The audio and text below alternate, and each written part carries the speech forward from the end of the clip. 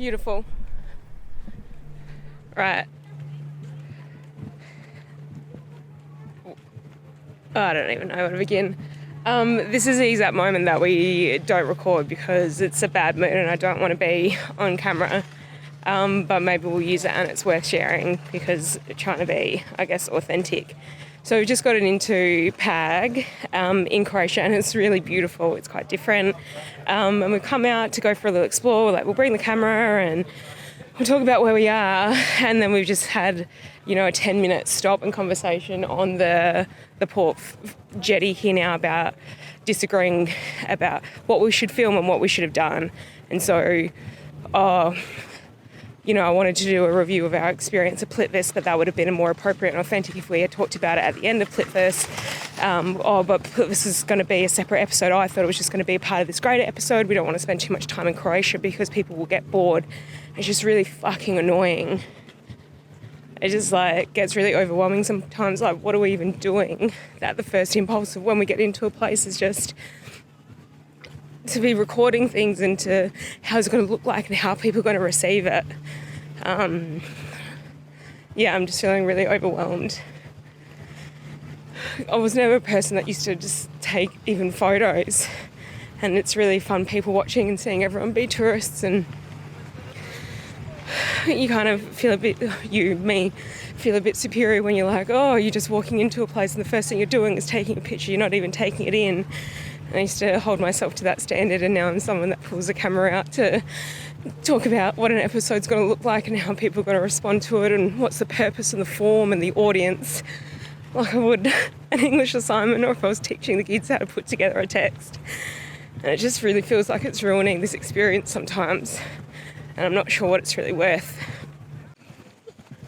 So I've kind of always got to try and be on edge to make sure that I'm not pushing too far with the filming, and I was the same as Danielle, we're not photographers, we're not out there trying to capture the best shots and that sort of stuff, but I'm sort of trying to get better at this sort of game. I'm trying to make sure that we're not wasting our time doing what we're doing, and I'm really enjoying it, and it's really in contrast to Danielle's experience, and now I've got to sort of, balance it out. The way Danielle reacts when all we are having is conversations and it's not working out. We're trying to find our feet, and whenever she says she's getting overwhelmed, all of a sudden I feel like maybe we shouldn't be doing this, but to me this is the only thing I'm really contributing at the minute. She's got her tutoring and all that sort of stuff, and I'm just sort of sitting around doing fuck all, making videos and trying to film good scenes and get better with the camera and get better with the use of the YouTube algorithm. We'll find our way. It's just tough moments from time to time.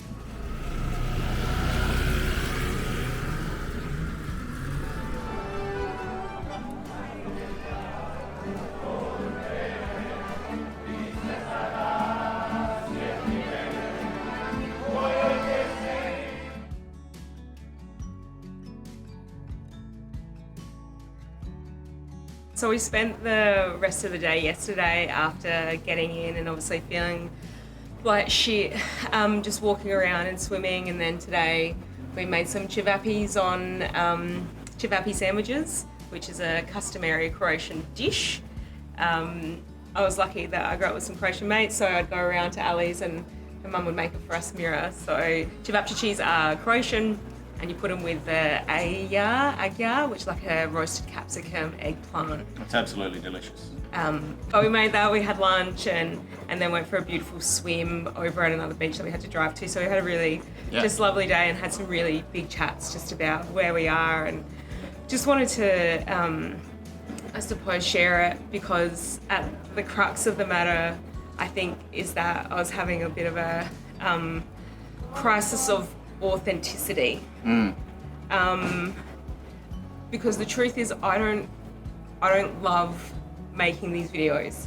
I don't love making our channel, which is hard, to say, and I imagine for you to hear. We've already spoken about this, but it's something that we're doing and we're spending so much of our time doing that I'm just struggling with it a little bit at this point, because I need to do things that are meaningful to me, and this isn't necessarily meaningful because I don't know what we're trying to achieve. But we just got to the point yesterday where it was, what are we doing? What is the purpose? What is that, the audacity that I think that we're so interesting that we should be on the internet? For me, you know, we've left work and we're spending all our money and we're leaving our loved ones to come and be here. And for me, it used to be just enough to be in a place, and getting to do this with you is my ultimate dream come true. And so recording it was just something that was secondary to that. We're doing this anyway, so let's record it. But it just is all consuming because we aren't working, we aren't spending time with friends. So a lot of what we do is just talk about the channel, and we plan so much of our trip about, okay, so we'll spend an extra amount of time in this place, which is inexpensive, so that we can do editing. We put days aside to do editing. Our conversations are, have you done the thumbnails? We've got to start doing reels now. Have you posted that? Where's the Wi-Fi? What are we recording today? And just, it felt like it was beginning to detract from just being here, being in a place authentically. For me, it provides purpose to what we're doing. One of the things that we do is Danielle's doing tutoring as we travel around, and that provides purpose to her weeks and her days and her months. But for me, I'm reading books, going for swims at beautiful beaches, and I've always been the sort of person that's got something on the go. And it was almost when we came to Europe is when I sort of started to take a bit of a heavier load when it came to the video production and the cinematography of our channel. Getting better at the technical side of filmmaking has become something that I really enjoy focusing on, and I'm watching a lot of YouTube videos on how to get better and get better skills and techniques. But also my statistical mind, and I'm an engineer in my background. YouTube is sort of purpose built for someone like me, where I get to sort of dig into the analytics and try and tweak things and make changes. I foresee this channel something I continue to develop for the next couple of years, at the very least, and just to see where we get. So we're kind of at a sort of loggerhead sort of situation between us, and it's kind of it's tough for both of us. For me, because it's something I'm starting to become very passionate about, and for Danielle because it's sort of damaging our trip a little bit. What are we putting out into the world? And for me, it's, we don't film that much, and what we do is, I feel like a real glib asshole. Which I am, but that's just one part. And when we turn on the camera, we're just here for the bands. We turn the camera on, we say something stupid, we're already saying something stupid, so we turn the camera on, and it's just a very small part of, it's a part of who I am, but it's the only thing that we're really putting out into the universe. And I'm really proud of the quality of the videos that we're putting together, but I'm not necessarily proud of the person who I am in this that we're making. And one of the wild things about leaving your jobs, and I've done this a few times now, is that when you walk away from your life and you're in this really confronting experience, it's beautiful, but it's confronting where you don't have the things that give you your worth. And so you spend time figuring out or exploring what gives you worth without the external things like my teaching and the connections with your friends and the humdrum of everyday life to distract you from potentially not having worth. And so in that space, this filmmaking, this channel making has taken that up, and I'm not getting worth from it. I'm proud of the videos that we're putting together, but it's not where my passion and my pride and meaningful work lies.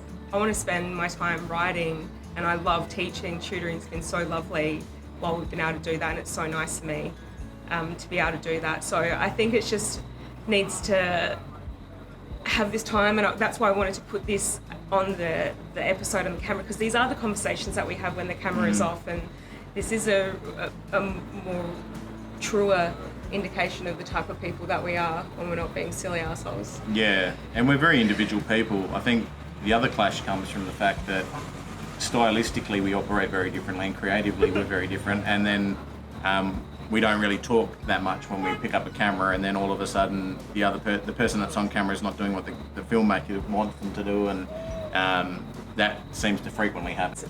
What we're showing you is a version of who we are. It's just a small one, and accepting that that's going out into the world. I'm really proud of the videos that we're putting together, and I just need to take it more with a pinch of salt. I just have too much pride that if my face is to it, that it needs to be perfect, and that's why I'm committing so much of my energy to it, and then resenting that I'm giving that energy and that emotional space to it. So we're going to keep going, and just give a little bit more reviews so that it's meaningful, and that's pretty much it, really. Like, because we're saying, am I giving you a history? Is it a cooking channel? Are we reviewing? All we're doing is putting our trip. It's a family holiday, and no one likes looking at people's holiday pictures. No. So why are we so special? Apologies for all that fucking snorkeling on Ningaloo Reef as well. We may have overdone it there. We're figuring it out. I think we're just want to be proud about the work and the things that we're doing. Yeah. So to tidy it all up, flip the slates. What do you think? Go into the second entrance, because it's all downhill, which is really helpful. It was 115 Oz, and that included the boat ride and the bus transfers through. Parking was really cheap. It's worth doing. Yeah, it's worth beautiful. doing. And even though it was busy, it was really well laid out. So we were stuck in a little sardine situation, but the place is magnificent and it's really worth seeing. Stick with it for that first 100 metres. You feel like you're going to kill someone, but then past that, it branches out a little bit and it gets better. Yeah. The waterfall's not as good as the Gibb River Road. Don't do that. See, comparison is the thief of joy. But it's a good time. Do it. So we're just gonna keep doing this. But this is a real big part of our day and our time, and I just wanted to share that to try and speak to that part that wants to be more authentic. So that's that. So it's going to be business as usual pretty much, but behind the scenes it'll be different for us about the purpose that we speak to in each of the episodes that we're putting together, and just better communication about when we film, what we're filming, and then turning off and switching off emotionally as well, to give that greater balance. So that's where we are. We're gonna go get a pint. Oh my god, this is the kind of shit that I love doing. That I actually love putting on camera. Stay there. Look at this bottle of beer. We figure out how to put the phone down here so we can see ourselves. Look at this. What do you call this? At home we'd call it a long neck. Or a brownie, King Brown. King Brown. In the States you call it a 40.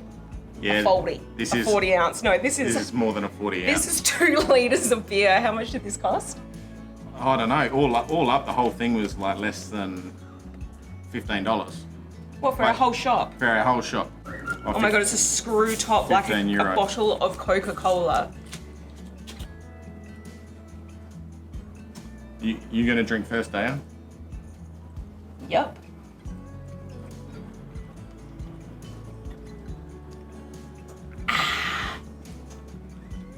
I hate drinking Coke out of plastic bottles. It's the worst way to drink Coke. I'm really glad I brushed my teeth late today. Thanks heaps for watching this special episode. Please make sure to click the playlist for the rest of the European adventure.